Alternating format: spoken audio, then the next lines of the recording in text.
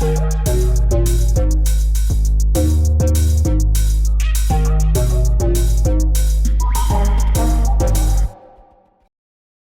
right. So this is a very not pay attention to the screen friendly video. So if you got to like turn the screen off or you got to do something you can't pay attention to it, go right ahead. But I do want to talk about the kind of what's been coming out about the new Marathon game. As we all know, we love Marathon here. People have been playing it. They've been playing like an alpha, and it's the first time anything's been shown on this game at all since the first reveal trailer in 2023.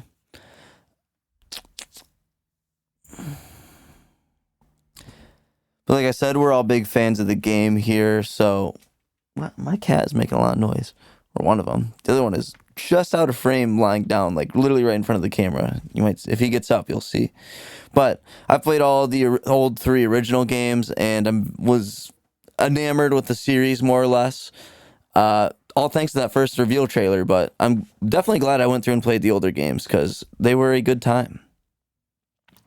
So now that Bungie's finally showing off more of the game, what do I think? Well, I haven't played it, so I can't answer that. And I did sign up for the closed alpha, but they didn't pick me, which kind of grinds my gears. If they knew how big of a Marathon fan I was, I would have been able to get it.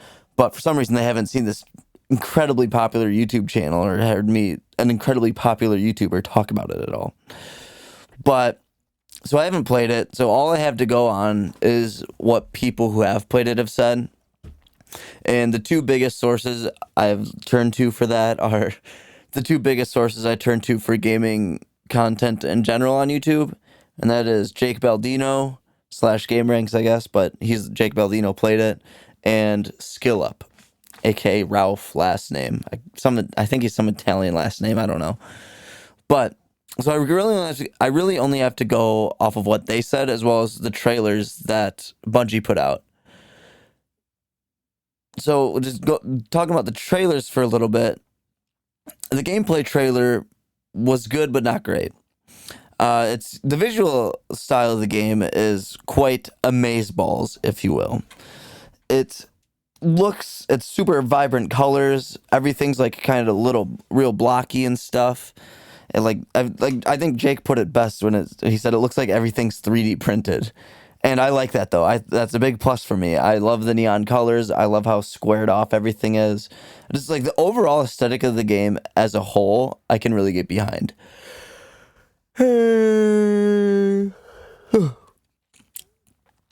But it seemed like the gameplay itself was rather generic, and it didn't seem like there was anything outside of the visual style that really differentiated the game. It just looked like another generic shooter to me. Nothing going on there.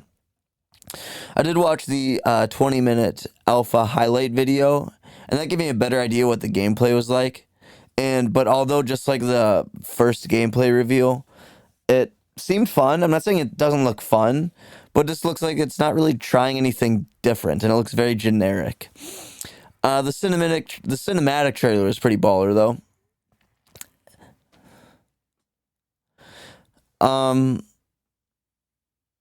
Like I said earlier, most of what I know about this game comes from Jake and Ralph, but they also discussed on the SkillUp podcast. They actually had a whole episode of their podcast dedicated to their experiences so far with the game. And Lucy James and, forgive me if I'm mispronouncing this, Timur Hussein also played it. All 4 of them played it. And but based on what they had to say, here's kind of like the moral of the story, my thoughts. Much like them, the price point for this game is quite worrying to me. Whatever the price point might be, it's worrying. You have to bring an absolute, like, A game, like, no pun intended, you have to bring your A game if you're charging for a multiplayer experience nowadays. Because there's so many high-quality multiplayer games out there that are free to play. Just name a few I've really enjoyed. Golly. Apex. Fortnite, Overwatch, Rocket League's free to play, and granted that's not a shooter, but still. Yeah. That's just to name a few. Those are just the ones I've played, kind of. But yeah, so if you're gonna charge for a strictly multiplayer experience like this, you're gonna be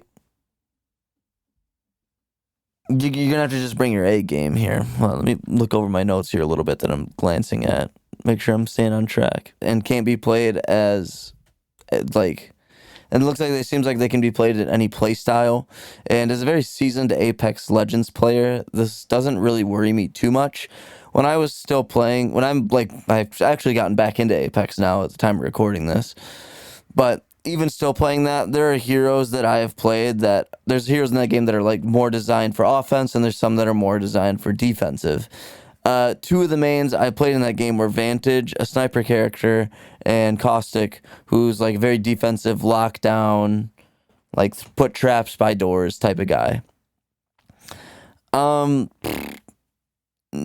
hard data to back this up, but based on what I experienced, I was much more aggressive and offensive with these characters than most. At least that's what it seemed like going into fights against people. And all that to say, I sometimes know a character can be played in any fashion regardless of what they were built for. However, it seems these abilities fall kind of flat and are just kind of generic abilities you'd expect from a hero-based game, and they are kind of boring to use. And although it seems like it's kind of like I like this term that Jake Baldino uses to talk about games. Although it lacks rizz right now, I think Skill Up brought up a really good point when he said this game is 5 months away, and Bungie, according to the game director, has about like 300 people working on it. A lot can change on a game, and it launches in September. A lot can change about a game from September to, or a lot can change about a game from April to September with 300 people working on it. A lot can change. So, although it may seem rough now, it might be in better shape before. And I've never played an extraction shooter, so I don't really know what I'm looking for, I guess. I don't really know what to expect from an extraction shooter. So, I mean, well, like I said, they could be saying this game is absolute crap. Bungie themselves could be like, don't buy this. It sucks. And I'd be like, well, I got to buy it because it's Marathon. So I have to get it. But I really don't know what I'm getting into with a extraction shooter. But yeah, we'll see. And summing it all up, I'd be lying if I said I wasn't less than stoked about these reactions as well as the videos Bungie themselves have put out. I really hope Bungie can pull this off and this game ends up being good and popular, whether that be by them trusting themselves and sticking to their guns or really taking fan feedback to heart and making changes based on that. Whatever gets the job done, I want to see this game succeed. Because one of the biggest question I have surrounding this game is why use the Marathon IP? It seems like this could be like, I don't know, it just seems like this could be like this could be a new IP if they wanted it to be. It doesn't, the amount it has to do with the original Marathon games seems very few and far between. Like, the only thing that I can confidently say that's being referenced about Marathon in this that I've seen is that it takes place on Tau Ceti, which is like, I don't know, a major planet in the games. And that's about it. Everything else, it's like, I don't know, it's like, why Marathon? Why use that IP for this? Could it be because, I want to say it's because Marathon's an established IP, so then they can like loop more fans in by calling it Marathon and like having it being like, hey, you guys like those games, try this one. But the issue I have with that is Marathon is, let's be honest, not the most well-known IP. It's, in fact, I'd say more gamers don't know about it than do.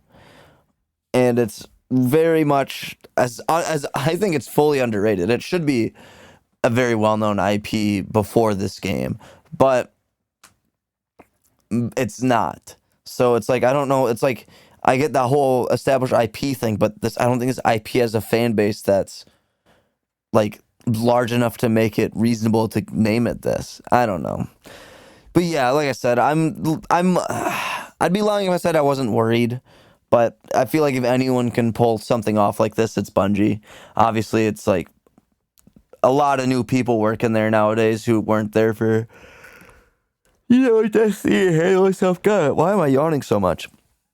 Weren't there for Destiny and Halo and whatnot, but I don't know. The studio itself has experience with that, so I like to just. I'm like I said, I trust Bungie knows what they're doing, but it worries me that what they're doing is different from what I think they should do. But then again, I guess that's why I would say that's why they get paid the big bucks. But they got a bunch of layoffs semi recently, so who knows? But yeah, so that's kind of how I'm feeling about the new marathon stuff. Is I'm nervous, to sum it up. I'm nervous but hopeful. So yeah, that's marathon. That's my reaction to the reactions of the title. Hence the title of this video. But I do want to take a quick moment to talk about this Oblivion remaster while I'm on here. Very quick. I didn't know they were doing that. Oh, okay. Let me rephrase that. Bethesda never announced this officially until they shadow dropped it. It was leaked beyond belief, so it was very clearly like anyone who pays attention to gaming news knew that this was happening. But Bethesda finally announced it. I think on April 22nd was the day. Correct me if I'm wrong. But it is a Elder Scrolls 4 remaster, done in conjunction with some French studio. It starts with a V. I'm not gonna look it up because I'll be playing the game obviously and making a video on it. I'll give the studio their flowers in that video.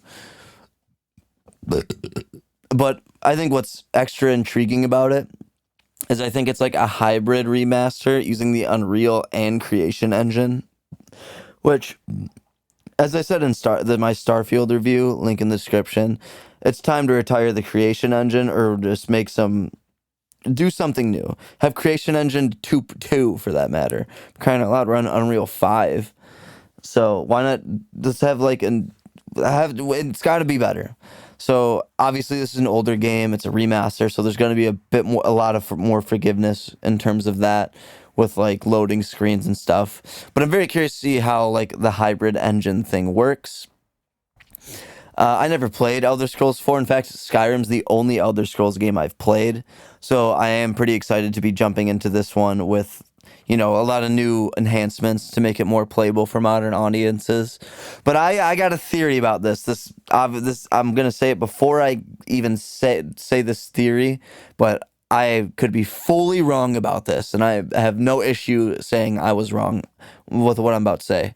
But I have a hunch that Elder Scrolls 6 might be closer than we think. Obviously, we haven't heard anything on Elder Scrolls 6 since that initial reveal trailer back in 2018 at E3. So that, and then it's just been radio silence since then. So it's been 7 years of just nothing. Skyrim's been out since 2011 in its original form, and obviously it's been ported to everything and anything. But because it's been ported to anything and everything, and it's a 14-year-old game at this point, excitement as it is one of the greatest games of all time. I'm not gonna sit here and say it's not.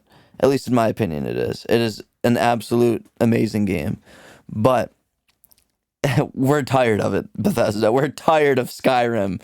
So I think my theory is that Bethesda is gearing up, like, by closer than we think to release. I'm saying like maybe like a year or two off, like within the next like 3 years tops. Elder Scrolls will be out, and here's why.